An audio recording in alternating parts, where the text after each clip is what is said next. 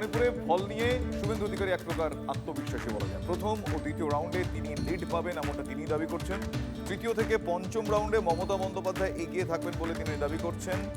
6th and 7th মানে ষষ্ঠ এবং সপ্তম রাউন্ড থেকে বিজেপি জিততে শুরু করবে এমনটা ভবানীপুরের বিজেপি প্রার্থী শুভেন্দু অধিকারীর দাবি। ভবানীপুরে আপনাকে আমি রেজাল্ট বলে দিচ্ছি। প্রথম ফার্স্ট রাউন্ড, সেকেন্ড রাউন্ডে আমার লিড থাকবে। থার্ড, ফোর্থ, ফিফথ রাউন্ডে মুসলমান গ্রুপ মমতার লিড মানে যে লিড থাকবে। 6th, 7th রাউন্ড থেকে আমি মেকআপ করতে শুরু করবো। 20 রাউন্ডে আমি জিতবো। অর্থাৎ আপনারগুলো ভাবার কোনো কারণ নেই।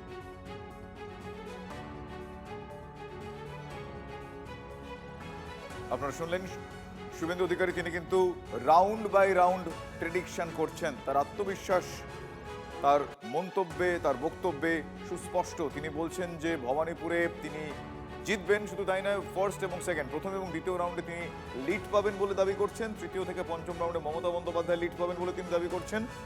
6th এবং 7th মানে ষষ্ঠ এবং সপ্তম রাউন্ড থেকে বিজেপি জিততে শুরু করবে এবং পরিশেষে বিজেপি জিতবে বলে ভবানীপুরের বিজেপি প্রার্থী শুভেন্দু অধিকারীর দাবি। আমি আরও একবার তার বক্তব্য শোনাবো। ভবানীপুরে আপনাকে আমি রেজাল্ট বলে দিচ্ছি। প্রথম ফার্স্ট রাউন্ড, সেকেন্ড রাউন্ডে আমার লিড থাকবে। থার্ড, ফোর্থ, ফিফথ রাউন্ডে মুসলমান গ্রুপ মমতার লিড মানে যে লিড থাকবে। 6th, 7th রাউন্ড থেকে আমি মেকআপ করতে শুরু করবো। 20 রাউন্ডে আমি জিতবো। অর্থাৎ আপনারগুলো ভাবার কোনো কারণ নেই।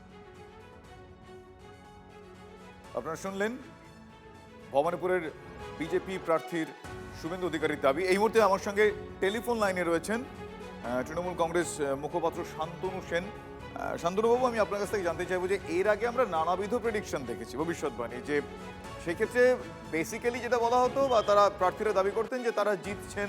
কখনো কখনো আমরা দেখেছি কত ভোটে জিতবে তার একটা অনুমানও প্রার্থীরা করেছেন। কিন্তু এই যে রাউন্ড বাই রাউন্ড কখন তিনি এগিয়ে থাকবেন, কখন তার অপোনেন্ট এগিয়ে থাকবেন, এইটা বলে দেবে, এটা কি একটা অভিনব ভবিষ্যৎবাণী? কি মনে হয়?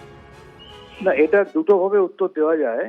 প্রথমত যদি বলি যে বিজেপির নেতারা বহু ক্ষেত্রেই ডেট ধরে ধরে অনেক কিছু ভবিষ্যৎবাণী করেছেন, সেগুলো সমস্ত সুপার ফ্লপ হয়েছে আমরা দেখেছি। স্বয়ং ভারতবর্ষের প্রধানমন্ত্রী এমনকি স্বরাষ্ট্রমন্ত্রী এসেও 2021 সালে আপকি বার 200 পার, 77-এ আটকে গিয়ে পগার পার, 2024-এ 32টা 36টা লোকসভার আসন পাবো, সেটা 2019-এ পাওয়া 18টাও ধরে রাখতে না পেরে 12তে নেমে আসা। এবারেও সেটা তাদের 200 পারটা বেরিয়ে নেমে এসছে 170 পার। এই সমস্ত সুপার ফ্লপ ভবিষ্যৎবাণী করতে আমরা দেখেছি। সুপার ফ্লপ ভবিষ্যৎবাণী যারা করেন, আরো একবার তাদের সুপার ফ্লপ অ্যাটিটিউড সেটা প্রমাণ পেয়ে যাবে 4 তারিখ। আর দ্বিতীয় যদি বলি, ভূত ধরে ধরে এইভাবে বলতে গেলে যদি কেউ বলেন, তাহলে তো একটা প্রশ্ন উঠেই যায়, ইলেকশন কমিশনকে কাজে লাগিয়ে নির্বাচনকে নিজেদের করায়ত্ত করে প্রহসনে পরিণত করার চেষ্টা করেছে, সেটা আমরা দেখেছি। তাহলে কি বুথ ওয়াইজও সেভাবে কিছু ম্যানিপুলেশন করার চক্রান্ত তারা করে রেখেছে? তা না হলে এইভাবে ভবিষ্যৎবাণী করছে কি করে? যেটাই করুক, আগামী পরশুদিন মমতা বন্দ্যোপাধ্যায়ের নেতৃত্বে তৃণমূল কংগ্রেসের চতুর্থবারের সরকার গঠন শুধুমাত্র সময়ের অপেক্ষা। ধন্যবাদ শান্তনুবাবু।